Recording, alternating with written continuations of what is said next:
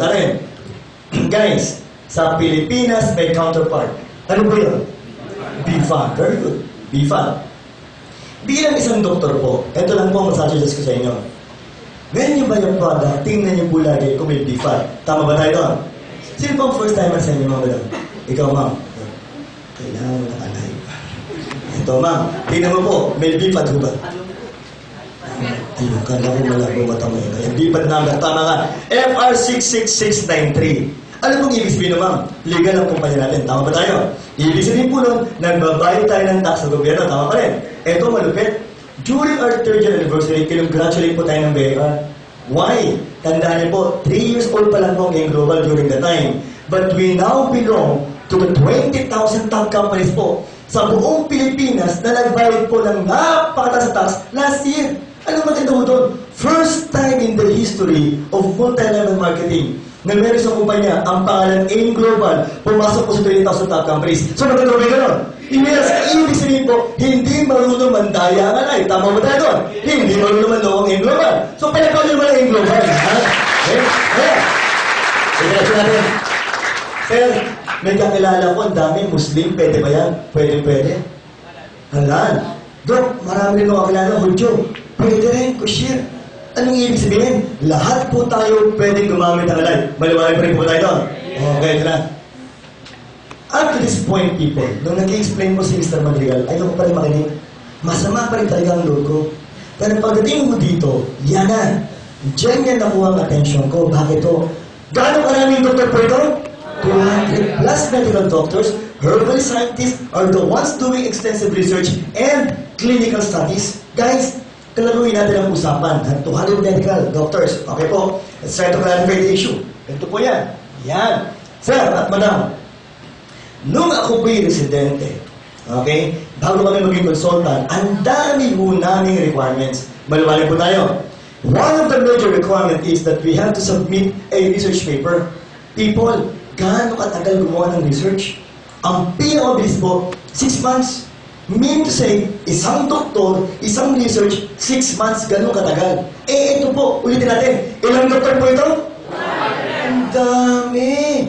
At ang malupit pa ho, pag nagpo-promote tayo ng produkto, pag nag-launch po tayo ng products natin, ang pumupunta po, direct from registry, yung pinaka-master herbalist, si Dr. Dean Morris. Ibig sabihin po, yung information po natin are coming direct, okay, from the ones who produce the product, especially alive. Mas magandang ba gano'n? Ibig sabihin, hindi chismis, ang info natin, scientific, based on facts. Maliwanag mo rin po. Now, i-diretso natin. Ito maganda. Guys, when we say over-the-counter products, kailangan po ba ng prescription ni Dr. Villena? Hindi na kailangan, okay. Pero sa mga distributor po, nakabili na ba kayo ng alive? Okay? Sa malalaking drug companies? Hindi rin mangyayari yan. Why? Sabi na mangyayari, never, tawag nila, never will we sell our products to any major pharmaceutical companies. Maliwanag pa rin ba tayo? Why? Sabi po nila, na para tayong mga distributor lang, ang pwede mag-benta at mag-promote ng mga produkto natin. Mas magandang ba yung gano'n? Ganun katindi yung concern ng mga may-ari. Okay? Sabi nga po nila ito, baka naman after 1 year, ang AIM Global sarado na. Naku, mag-a-apat na po tayo, 4 na mga sinasabi kung magsasara tayo. For the first timers, ito pakinggan niyo po, ma-review ito. For your information, do you know that up to this day, the company is selling 6 million to 7 million worth of products per day. Per day po yan, ha? Yan, times natin. Times 365 days, people. We're talking about more than 2 billion pesos per year. Kung ganun kalaki po nabibenta ng kumpanya, diretso rin kumpanya. Inuulit ko po, Pilipinas pa lang yun. Ngayon pa lang talaga tayo nag-globalization. Ibig sabihin po niyan, mas lalakas pa ng gusto ang global. So, maganda na yung global? Yes! Eto pa diretso natin na usapan. Naku, people. Let's talk about aura. Okay? Oxygen radical absorbance capacity. Every time you mention this word, isipin ang salitang free radicals and antioxidants. Okay, yan? Ito po. Sabi niyo ba ito, high-tech naman ng words? Huwag kayo magalala. After this seminar, bukang bibig nila po yan. Pagsimulan natin. Saan po ba nakikita ang antioxidants? Fruits and vegetables. Ginawa po nila yan sa States. Ito lang nila gano'ng kataas ang level ng antioxidants sa fruits and vegetables. Now, kung lagawin pa natin ang usapan. Ang pinag-uusapan natin, good health. Tama ba tayo doon? So, dapat meron tayong knowledge sa tao from its largest to smallest part. Let's begin with the word humans. Kaya, ito po. Humans. Naku, ang swerte niyo po. Pinagpala kayo. Bakit? Itong mukhang makikita niyo dito, bihira makita yan. Ito yan, napakagwapo. Yan. Wala kayong choice. Akong speaker ka, mukha mo na po nalagay. Kala nyo kung sino yung naabangan nyo, no? Eto na. Ang humans po merong 11 systems. Okay, ha? Huwag kayo mag-aalala. 4 lang ang pag-uusapan natin. Clear tayo? Yan na tayo. Simulan sa system na yan. May pakiusap po ako. Pag tumitingin po sa picture, please lang. Ang tinitingnan lang po, brusod papataas lang. Medyo masama ang loob ko. Etong mga lalaki dito, pagmula nang tumungtong ako dito, kung saan man ako magpunta ang mga mata sa akin na natingin, sinusundan talaga ako. Paglabas ng picture, sabay-sabay pa. Nakatingin sa akin na,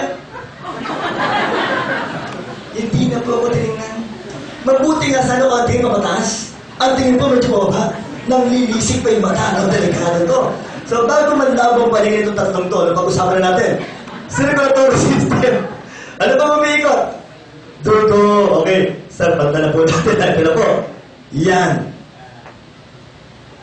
Masama ang loob ng mga babae dito. Kanina tumatawag sa dating mo ka.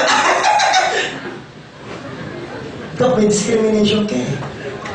Yung babae magmula ulo ng paa, pinakita mo eh. Ba't yung lalaki hinating mo lang, no? Mga iya, concerned ako sa inyo. Kasi pag kinumpleto ko yan, baka biglang may tumuro, delikado tayo dyan, no? So, pag-usapan natin. Respiratory system, ano mo mapasok? Hangin. Oxygen for what? Energy production. Pantala natin, ha? Masama ang loob ng dalawa eh. Yan. Wala na kayong makikita, tinakpan ko na yan, no? Digestive system. Dudurugin, tutunawin, pagdating ko dito, i-absorb ang sustansya. Maliwanag pa rin. Pero paborito ko po talaga, eto, yan. Sa akin na kayo nakatingin, ha? Immune system. Ito lang po. Ito po, immune system. People, in all honesty, pag tinanong kayo, maganda ba ang immune system? Simple sagot, sobrang ganda. Maliwanag ba tayo doon? Why? Pagpasok ko ng microbes ng katawan, papatayin ko yung immune system. Maliwanag pa rin po. Yun ang pinag-uusapan natin. How are we going to strengthen the immune system? Are we clear? Okay, diretso natin. After the systems of the what? Organs. Isang picture lang po yan. Sulat natin. Ganito gagawin natin ha. Tuturo ko yung organ, sabihin niyo po ang pangalan sa Ingles. Maniwanag po ha, mabilis na. Yan tayo. Circulatory system. Heart. Tagalog. Ang gagaling. Respiratory system. Lungs. Tagalog. Yan, ang gagaling talaga. Digestive system. Patay. Iba-iba na sa koto ko. May stomach, may bituka, may tiyan. Naku, pinagpapulisan yata ako. Stomach! Tagalog! Ito yung tiyan, malaki yung tiyan, no? Sigmura po yan. Maliwanag tayo. Yung mahaba na sa mahaba. Intestines! Tagalog! Dito ka! Sa mga manginom, isaw! No? Ay, siya nga pala, no? Sino po mga Bisaya? As nga po kamay, mga Bisaya po. Uy, pulagpag naman! Ang dami naman si Bisaya, no? Okay. Sa totoo lang po, mas maganda ang tawag sa Bisaya sa intestine.